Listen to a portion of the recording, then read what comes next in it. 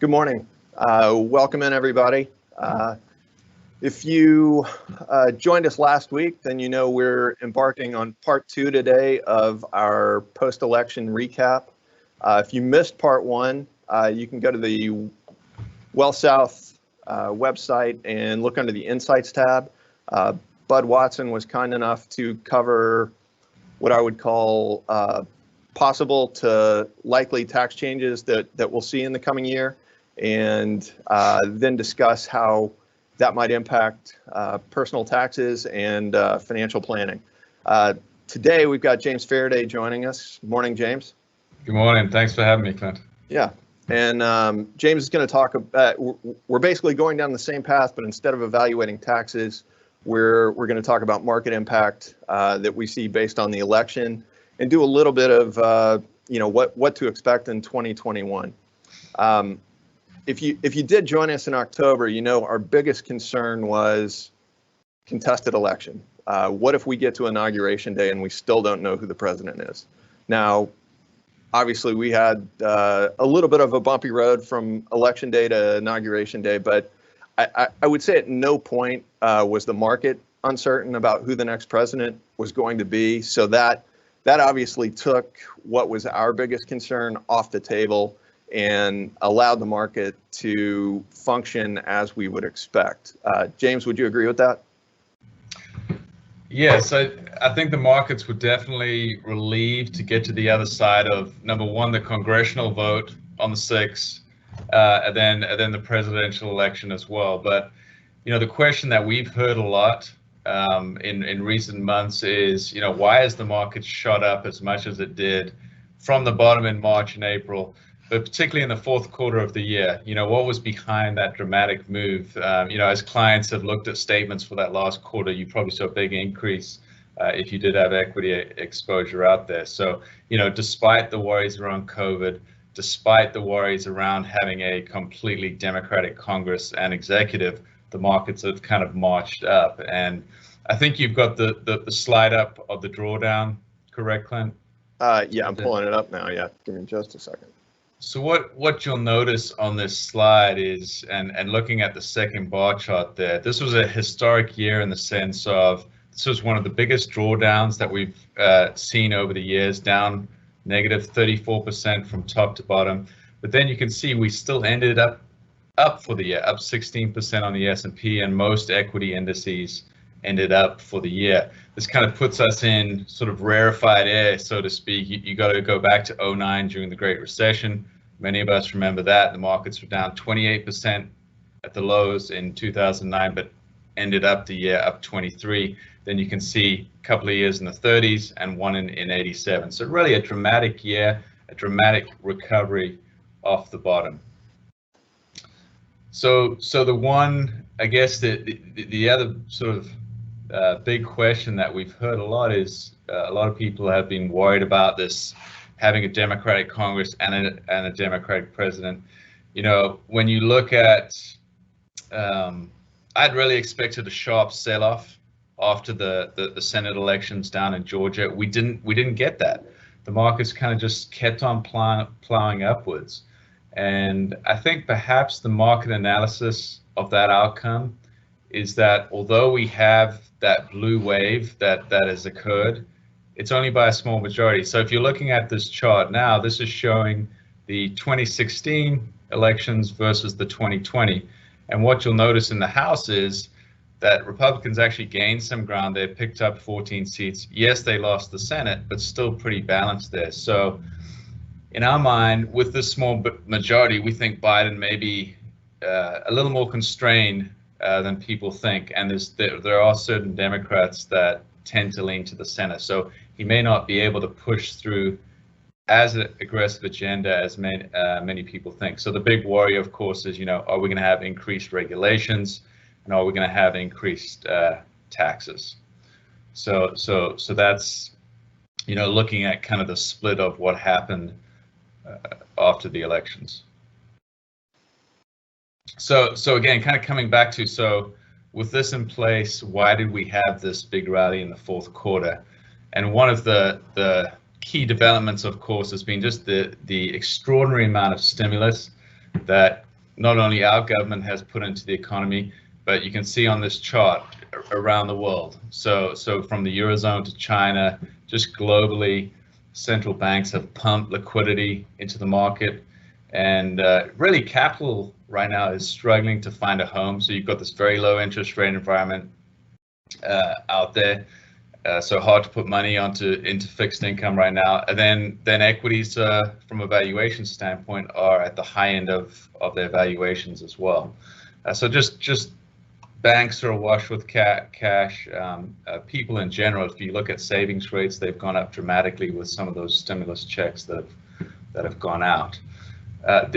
So stimulus, number one. Number two is the vaccine development. So everybody knew a vaccine, Clint, was coming, but I'm not sure the markets had predicted that we would get such high effective rates from both Pfizer and Moderna that have come out. So you're looking at a 95% efficacy rate for those two vaccines. That's been a huge boost to the market. So together with this very low interest rate environment, stimulus plus vaccines, that was really, in my mind, what drove the markets, particularly in those last 3 months of the year, and moving into this year as well. Now we've had a little bit of a bumpy ride this week in the markets, but up until that point, the markets were still progressing upwards. So James, one of the things that I'm hearing, and I think some other people are asking, is, obviously with all the stimulus money going out, that bill has to be paid at some point. We don't see 2021 being impacted in terms of having to pay that bill for all that stimulus. Is that a fair statement? Yeah, I think that's a down the road problem, and we're going to look at taxes a little bit here in a little bit, but I think that's probably a 2022 and beyond type of problem. As we're coming out of the recession, because there's a lot of stimulus out there, because we're really coming still off the bottom in many industries out there, I think that's going to be a big lift during 2021. And then maybe you start to see people focusing more on the debt and, how do we address the debt moving forward? Very good.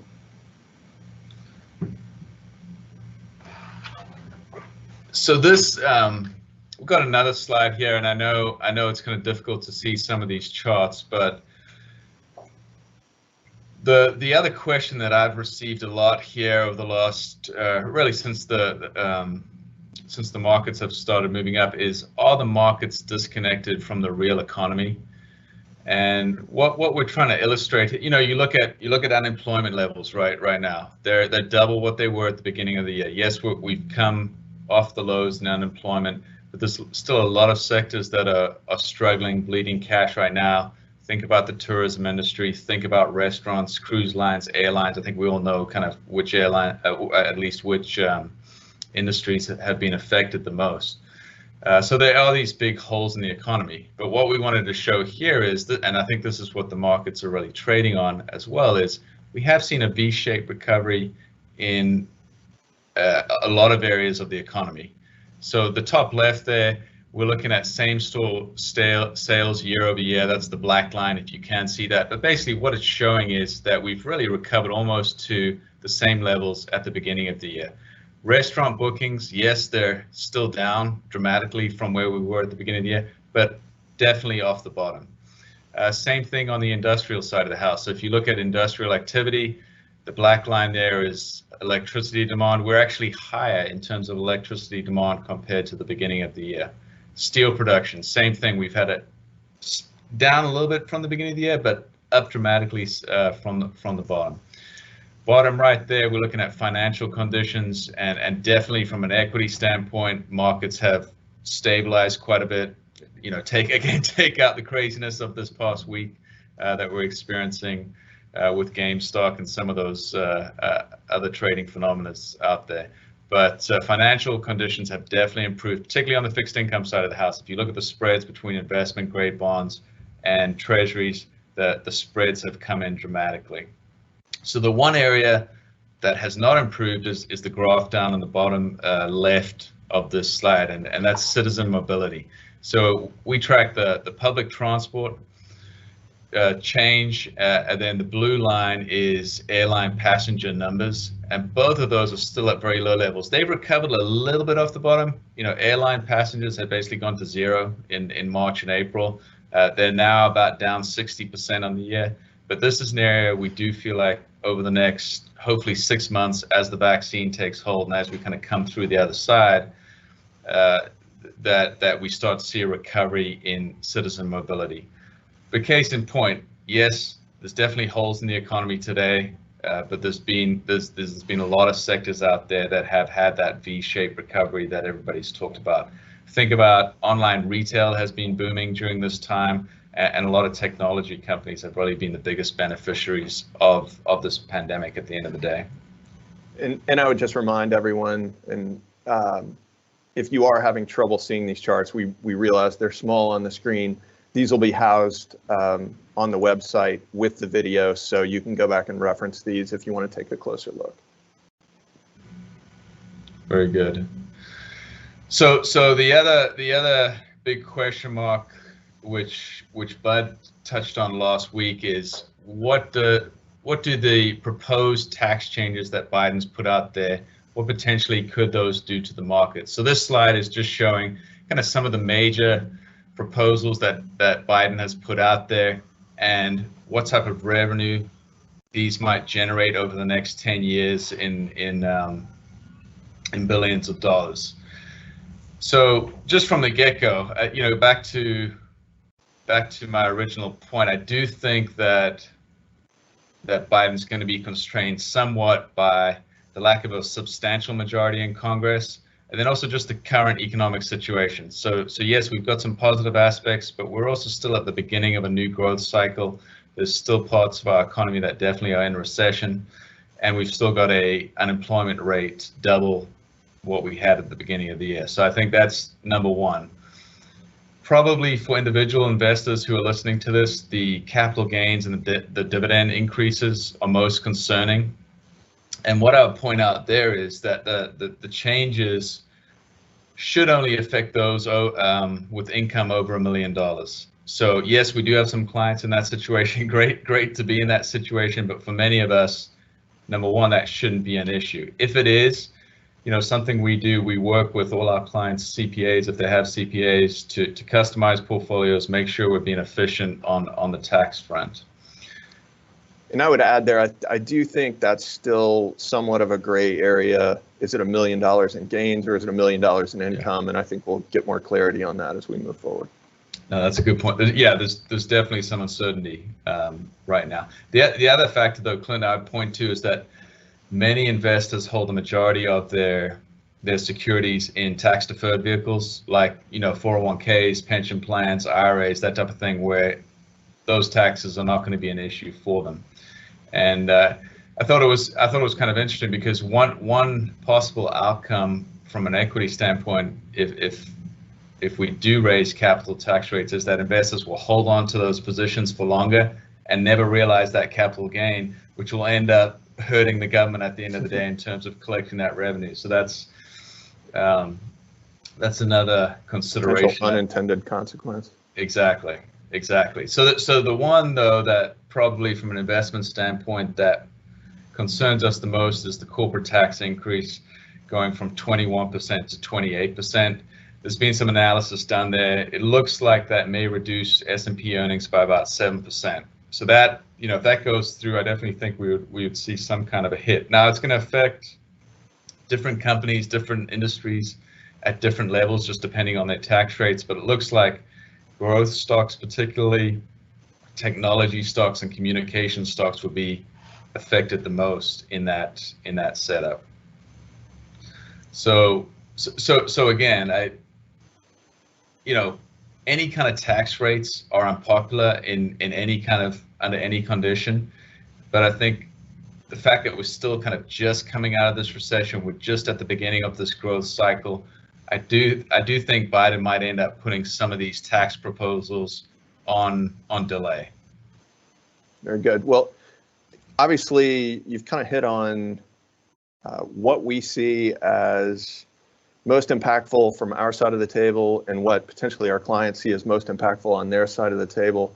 how does this translate into how we're setting allocation, how we're managing money, and to some extent our forecast for 2021? Yeah. No, there's a lot that's happened between the pandemic, between the election. So kind of a look back on last year, we did take advantage of the pullback. So when we had that dramatic 34% decline in the markets, it was difficult to do it, but we were actually adding to equities in March and April and into May as well, back to our clients' strategic long-term targets. And then later in the year, we were trimming some profits later in the third and fourth quarters of the year as the markets had that huge rebound and as equity valuations were coming up. So right now, though, we are keeping, number one, we're keeping our cash levels very low in our clients' investment portfolios. Just given where interest rates are, the Fed has come out and said they intend to keep those interest rates low for the foreseeable future.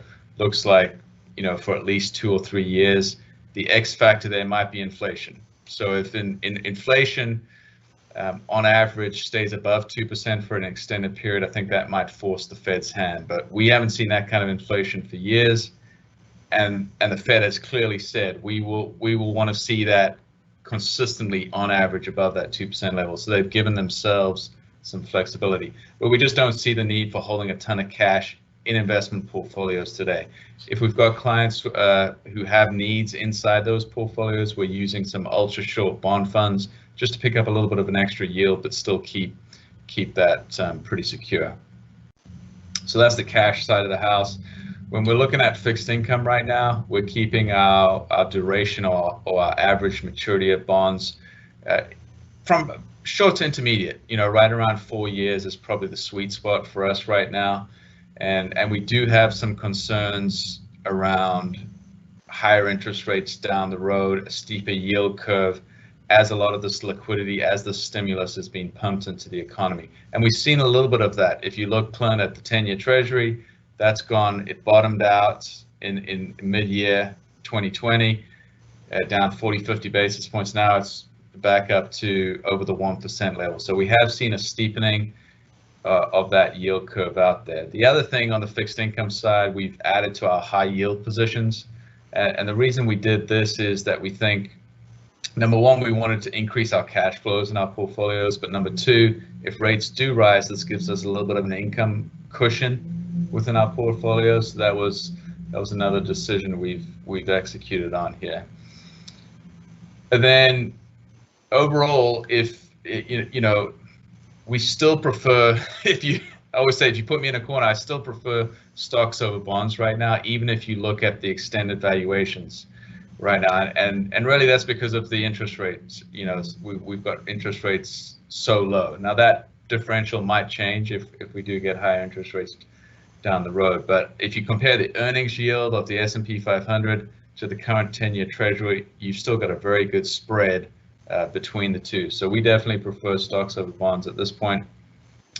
In 2021, we think that the stimulus money plus the vaccine really supports prices, supports valuations through 2021. I think we're going to have to reevaluate that at the end of the year and look out into 2022. But within equities, within stocks, we've been adding to cyclical companies, international companies, small cap companies that we think will really benefit at the front end of a recovery with all the stimulus being pumped into the economy. So that's James.